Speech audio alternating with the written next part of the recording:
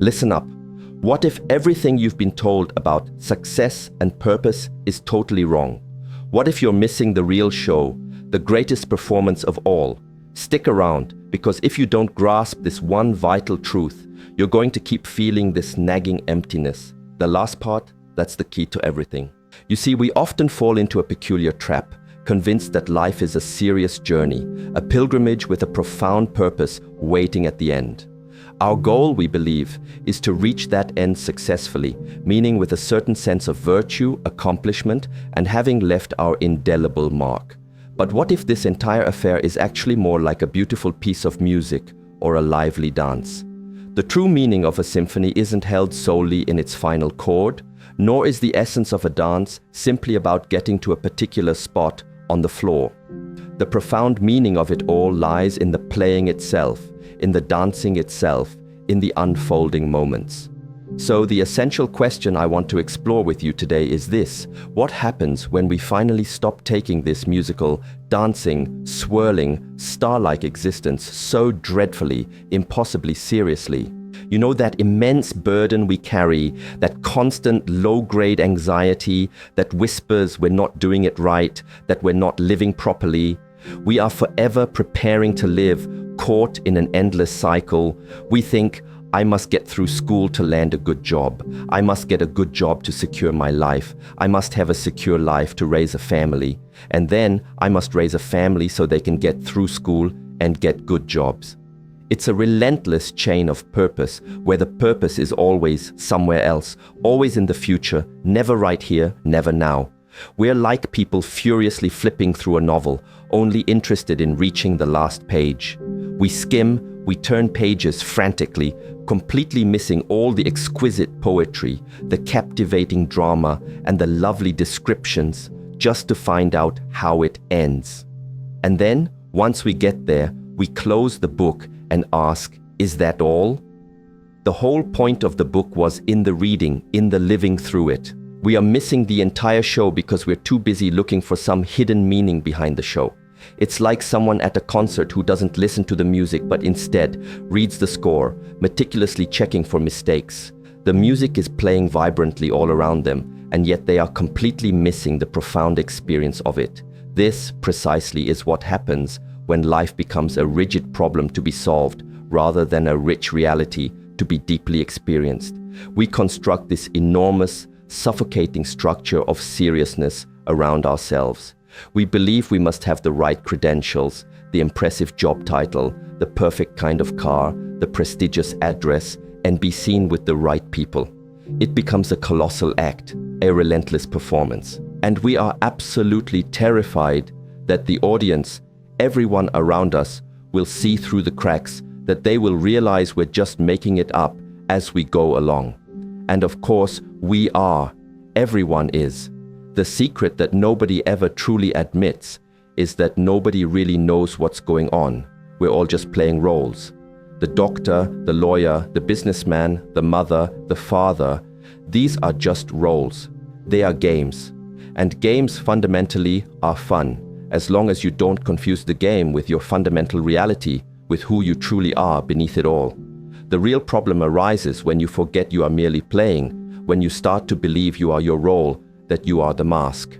Then the game transforms into a prison. It becomes deadly serious, and suddenly you feel compelled to defend it, to prove you are a good, serious, upstanding, and profoundly purposeful person. But what then is the alternative to all this seriousness? It seems frightening, doesn't it? If I am not serious, if I don't constantly pursue a purpose, then what am I? I might become a nothing, a washout, a failure in the eyes of the world. Yet this is where we harbor a profound misunderstanding. We mistakenly think the opposite of seriousness is frivolity, shallowness, a kind of irresponsible laughter. But that's not it at all. The true opposite of taking life seriously is to see it as play, to see the universe itself as fundamentally playful. Just look at nature. Does it look serious to you? Watch a kitten chasing its tail. Observe waves gently lapping against the shore. Gaze at the intricate patterns of migrating birds in the sky. Do they look like they are on a grim, serious mission? Do the clouds seem to be filled with existential dread? No, they are simply playing. They are expressing themselves spontaneously and joyfully. The universe at its very heart is a musical phenomenon. It is a boundless dance of energy, and a dance has no ultimate destination. It is its own glorious reason for being. We cling to this idea that everything in nature must serve a purpose. The bird sings to attract a mate. The flower is bright to attract a bee. The butterfly has eye spots to scare away predators. We frame it all as an intricate engineering project. But this is just us projecting our own anxious, purpose-driven mindset onto the magnificent, effortless world around us. Why does the bird really sing? Why does the wave truly break on the shore? Why does the star actually shine? Is it not perhaps for the same reason a child sings or skips? For the sheer unadulterated joy of expression, for the pure fun of it? We often say the bird sings for a purpose, to survive. But then I must ask, why survive? What is that for? To sing more songs? To have more babies who will sing more songs? You see, it quickly becomes a circular argument, never quite reaching a satisfying conclusion. It's like saying the sole purpose of music is to get to the end of the composition. It misses the entire vibrant point. The Chinese have a truly wonderful concept called Wu Wei, which is often translated as non-action or effortless action. It certainly doesn't mean doing absolutely nothing. Instead, it means acting without straining, without forcing, without rigid effort. It embodies the way of water, which by yielding and flowing wears away the hardest rock. It does not strive, it simply flows. And in that effortless flowing, it accomplishes everything. They also have another powerful word for this attitude towards nature, purposelessness. Now, to our Western ears, that word often sounds like a terrible insult. Purposeless, that's useless, that's a waste of time. But to the Chinese mind, it is the highest compliment. They look at nature and truly see its profound purposelessness. The mountains just are. The rivers just flow. They aren't going anywhere specific. They aren't trying to achieve anything grand. They are simply expressing their own inherent nature. And in that unadulterated expression, they are profoundly beautiful, deeply wise, and utterly trustworthy. We often think that trust means believing nature will always give us what we want, that it will be safe and comfortable. But that's not trust, that's a demand. Real trust is more like the trust you have when you throw a ball. You let go of it. You have faith in the inherent process, in the arc of its flight. You don't hold on to the ball and meticulously run it to the other person, carefully placing it in their hand. You throw it, you let it fly. Life requires that same kind of courageous trust. It requires you to let go, to stop trying to hold everything so tightly, to stop trying to control every single outcome. If you do not have this trust, if you do not trust nature, and by nature I mean both the world outside you and your own innate inner nature, what is the alternative? The alternative is precisely what we have created. It is a world of total mistrust. It is a world where we feel nature must be watched, it must be controlled.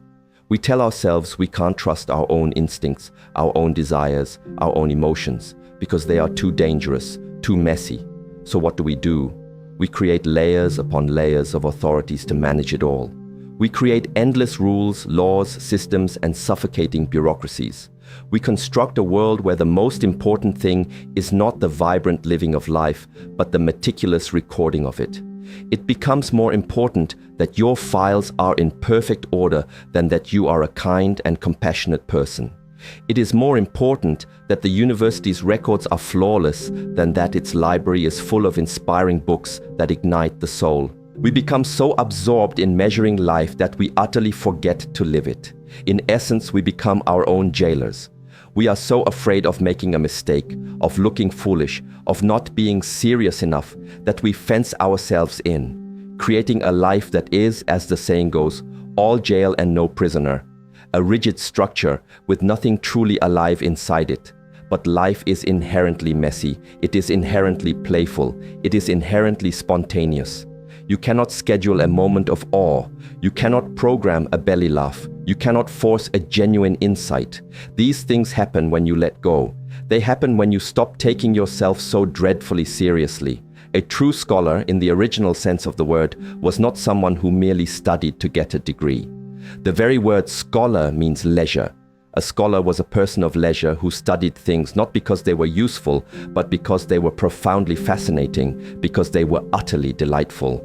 They studied the charming irrelevances of life, the things that do not directly contribute to mere survival, but that make survival profoundly worthwhile. Things like poetry, art, music, philosophy, the mysterious patterns of stars, the exquisite shapes of shells. This, my friends, is play. And if you do not have room in your life for the playful, then life truly is not worth living. But, and this is a very important but, if the only reason you play is because you believe it is good for you, because it helps you work better afterward, then you are not really playing at all. You are just working in a different form. You must learn to do things that have no purpose whatsoever. Pick up a simple pebble, look at it. Don't try to get a sermon out of it. Don't try to make it mean something profound or significant. Just enjoy its texture, its color, its unique shape. Just enjoy it. Do not feel you have to justify that moment by claiming it advances your aesthetic understanding. Just enjoy the pebble purely and simply. When you can do that, you become strangely a genuinely healthy human being. You become able to be a loving, truly helpful person. But if you can only do things because you are going to get something out of it, you are what I would call a vulture. You are circling over life, perpetually waiting to profit from it, instead of landing and joyfully joining the dance. So, the very first step in this transformative journey is to clearly see the incredible weight of seriousness we carry, to plainly see the elaborate structure of purpose we have meticulously built around ourselves, like an impenetrable shell. And then, just for a moment, to begin to wonder, what if we could set it down? What if we could, as the Chinese sages say, learn purposelessness? What would that actually feel like? It would feel like the quiet moment you stop striving and simply listen to the rain. It would feel like watching wild geese fly freely and disappear into the clouds. It would feel like watching a ship gracefully vanish behind a distant island. It would feel like wandering on and on in a great ancient forest with no thought of ever returning. Haven't you ever done that? Haven't you ever just gone for a walk with no particular place to go? You might twiddle your thumbs. You might hit a stick against a tree stump. In that moment, you are a perfectly rational human being. You have learned the great, liberating art of purposelessness. And in that sacred space, life stops being a tiresome problem to be solved. It becomes a song, and you begin to truly hear the music that has been playing all along. But this is only the beginning. We have recognized the immense weight we carry. Now we must turn our gaze to the dancer itself. We must look closely at this you that is trying so incredibly hard to be serious. What is it? Where did it come from? And is it, perhaps, also just another part of the grand game? We often find ourselves carrying this immense weight, perpetually playing a role, and we have completely forgotten that it is, in fact, just a role. We have become utterly convinced that the mask we wear is our true face, that the part we play, be it the banker, the mother, the student, the failure, or the success, is who we are fundamentally. But this you that you take so incredibly seriously, this ego, this personality, what is it really? Where did it actually come from? If you try to look for it, it's rather elusive. It's a collection of memories, a bundle of desires and fears, a certain pattern of behavior. It's essentially a story you tell yourself and others about who you are. I am a person who likes this and dislikes that. I am someone who did this and failed to do that. It is a concept, a thought, and like all thoughts, it is fleeting. It has no true solidity. You cannot locate it definitively in the body. Is it in the head, the heart? The brain is a magnificent instrument, a fantastic computer, but it is not the operator. The eye cannot see itself, the tooth cannot bite itself, and the thinker cannot think itself. This you is more like a vibration, a dancing pattern, a temporary whirlpool in the vast stream of life. A whirlpool is a recognizable pattern. You can point to it and say, there is the whirlpool. But if you try to grab it, to take it out of the river, all you get is a handful of water. The whirlpool is something the river is doing. It is an activity, not a static thing. In the exact same way, what you call me is something the universe is doing right here and right now. It is a temporary dancing pattern, a gesture, and like a gesture in the air, it is fundamentally empty. It leaves no lasting trace. Now, this idea can sound quite frightening. The thought that I am not a solid, enduring thing can feel like utter annihilation. But is it? Or is it perhaps the astonishing discovery of your true, boundless nature? You are not merely the whirlpool, you are the whole flowing river. You are not just a single wave, you are the vast, unfathomable ocean itself. We are all magnificent actors in this fantastic divine play. And the real problem isn't that we are acting. The problem is that we are often bad actors. We are like method actors who have become so deeply absorbed in the part that we've completely forgotten the curtain will eventually fall. We've forgotten the audience. We've even forgotten that there are other actors sharing the stage, and we mistakenly think our role is the only important one. A truly good actor knows they are acting. They can play the part of a king with tremendous conviction, commanding the stage with regal authority. But when they walk off, they simply take off the crown and enjoy a beer. They don't go home and start ordering their family about because they were a king on stage for a few hours. They know it was just a game. The whole of life possesses a similar nature. It is a grand drama. It is a dynamic play of energy. And when you truly grasp that, you can play your part with immense verve, with passion, with compassion, giving it absolutely everything you have. But you won't be deceived. You won't drag the tragedies of the stage backstage into your personal life. You won't cling to the triumphs as if they were your permanent identity. You see, when you stop taking your ego so incredibly seriously, a truly wonderful thing begins to happen. You start to relax. That constant, low-grade anxiety of having to perpetually protect this fragile, fictional self begins to dissolve. You can suddenly afford to be more spontaneous. You can afford to be foolish. You can afford to make mistakes because you understand it's all just part of the grand play. A wave in the ocean isn't anxious about crashing on the shore. That's simply what waves do. It's part of the natural rhythm, and it will gather itself again.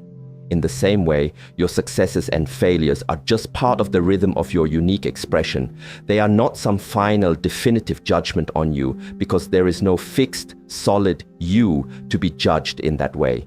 There is only the dancing, the flowing, the continuous unfolding. This is why the Chinese sages so highly praised purposelessness. They saw that nature isn't frantically trying to get anywhere. It is simply expressing itself. A tree does not purpose to grow. It grows because it is a tree. A bird does not purpose to sing. It sings because it is a bird. We are exactly the same. Our true purpose is not some distant, elusive goal. Our purpose is to express what we are right now, in this very moment. And what are we? We are the universe. We are nature. We are that same incredible energy that ignites stars, that shapes galaxies, that curls the waves of the ocean. You are not a stranger in a foreign universe. You are this universe, and it is you. So, how do you actually live this way? How do you stop taking the mask so seriously? The beautiful, liberating answer is, you don't do anything. That's the great joke. You cannot try to be spontaneous. You cannot make an effort to be effortless. That's like trying to bite your own teeth, or like a person hearing a funny joke and then stopping to think, I must laugh now to show I understand it. The real laugh comes from nowhere. It simply happens to you. When this profound realization truly dawns, life ceases to be a burdensome problem to be solved. It becomes a game, a very serious game sometimes, a tragic game sometimes, but a game nonetheless. And you can absolutely play a serious game without taking it seriously. A good chess player is utterly absorbed in the game. They care deeply about every move, but they do not think that the fate of the universe rests on whether they win or lose. They know it's chess. So you can go about your life, you can do your job, raise your family, pay your bills, but you do it with a newfound lightness. You do it as an expression of who you are, not as a desperate means of validation. You work, not because you have to prove you are a worthy person, but simply because the work is there to be done, much like a mountain is there to be climbed. This is what is called working for the work's sake, singing for the song's sake. It is action without attachment. You pour yourself completely into the moment and then you simply let it go. You don't cling to the result. A cat does not pursue a mouse because it has a complex philosophy of predation. It does it because it is a cat. It is totally absorbed in the pursuit, a perfect expression of its innate catness, and when the moment is over, it is truly over. The cat stretches and goes to sleep. It doesn't lie awake wondering if it was a good cat or if it could have caught the mouse more efficiently. It is simply itself. We can learn so much from that. We can learn to be simply ourselves. Not the rigid idea of ourselves, but the living, breathing, immediate reality of ourselves. When you are no longer spending all your energy defending a fragile self-image, you become incredibly strong. Criticism doesn't shatter you. Failure doesn't define you. Success doesn't inflate you. You can flow gracefully with circumstances. You can adapt. You can be like water, which is soft and yielding, yet which can eventually wear away the hardest rock. This is not passivity. This is supreme intelligence. It is action that is in perfect accord with the total situation, not just with your narrow, selfish desire. It is the action of the whole universe expressing itself spontaneously through you. So you see, the true answer to the burden of seriousness is not to become frivolous. It is to become playful, to see the cosmos as it truly is, a joyous, spontaneous, and yes, sometimes painful dance, and to see yourself not as a lonely dancer apart from it, but as the dance itself, that the dance has a rhythm, it has a certain pattern, and to understand that pattern, to truly grasp it, is to understand the deepest joke of all. Now, having glimpsed the immense weight of our self-constructed seriousness, and having seen the beautiful illusion of the separate, solitary ego, we are left with a profound question. Not a question to be intellectually answered, but an invitation to participate. What is truly left when you are not busy building a monument to yourself? What remains when the constant narration in your head, the commentary, the judgment, the endless planning finally begins to quiet down? What remains is the experience itself, the raw, unfiltered isness of things, the gentle feeling of the wind on your skin, the distant sound of a bird, the refreshing coolness of water. This is not some trivial reality. This is the fundamental primary reality. The world is not something you have to figure out. It is something to be tasted, touched, heard, and seen. You are not merely a passenger in the universe being taken for a ride. You are the universe experiencing itself. The very eyes you look out of are not your personal possession. They are the eyes of life itself, looking out at its own magnificent creation. The energy that animates your body is the exact same energy that spins the galaxies. This isn't some far-fetched mystical fantasy. This is the most practical truth in the world. When you truly know this, not just as an abstract idea, but as a deep, resonant feeling in your bones, your entire relationship with everything changes. You begin to see that life is not a rigid journey with a fixed destination. It is a musical thing. You are here to sing, to dance, to play. But we have been taught that playing is frivolous, that it is only for children. But I ask you, what is the alternative? All work and no play does not just make Jack a dull boy. It makes him a nervous wreck. It makes him a tyrant. It makes him a machine. The alternative is to wholeheartedly join the dance, to understand that your very existence is your justification. You do not need permission to simply be. You do not need to earn the right to be here. You are here because you are here, just as a rose is red because it is a rose. So, how does one actually live this way? You don't try. Trying is the energy of the separate ego, the very energy of seriousness. You simply begin to notice. You notice the moments when you are already not trying. The moment you are captivated by a beautiful piece of music and completely forget yourself. The moment you are so absorbed in a conversation that time seems to stop. The moment you are walking in nature and your endless internal chatter simply ceases. In those moments, you are truly there. You are fully present. And in that presence, there is no problem. There is only the dance. The goal is not to force those moments to happen. The goal is to notice that they are always available, because the dance is always happening. Your very breathing is an intrinsic part of it. Your heartbeat is the constant drumbeat. This is the great liberation, to understand that you are already free. You are already what you are seeking.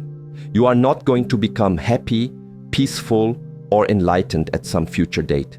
You can only be those things now. Any effort to become something is a subtle rejection of what you already are, which is the boundless energy of the cosmos itself. This does not mean you become passive, quite the opposite. When you are not wasting precious energy defending some fragile idea of yourself, you have immense energy available for actually living life. You can act with tremendous efficiency and profound compassion, because your action is not about you. It is about the situation itself. It is the universe responding to itself. You become like the Zen archer who does not shoot the arrow, it shoots. There is no arrogant archer separate from the bow, the arrow, and the target. There is only the one unified event, the shooting. This is action without strain. This is Wu Wei. And so, the call to action is not a call to do something new. It is a call to see something you have been overlooking all along. It is a profound call to trust yourself, to trust your own innate nature, and to trust the vast, intricate nature of which you are an inseparable part. Yes, this is a risk. Life will sometimes let you down with a hard wallop.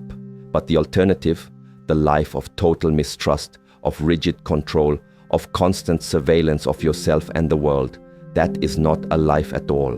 That is a prison of your own making. The call is to let go, to wholeheartedly join the dance that has been going on for billions of years, to sing the song that is already singing itself through you. You are under no obligation to be the same person you were 5 minutes ago. You are under no obligation to be serious. You are under no obligation to justify your existence. Your only obligation, if there truly is one, is to be true to the deepest truth of your being, that you are a unique, irreplaceable, and temporary expression of the whole magnificent universe. And the universe is not serious. It is playful. It is joyful. It is a great cosmic game of hide and seek, where it is both the hider and the seeker. So go on, play, experiment, be foolish, be magnificent, fail gloriously, succeed lightly, love, lose, feel it all. But whatever you do, don't miss the show by being too busy looking for the meaning behind it. The meaning is in the music, the meaning is in the dance, and you, my friend, you are the music, you are the dance,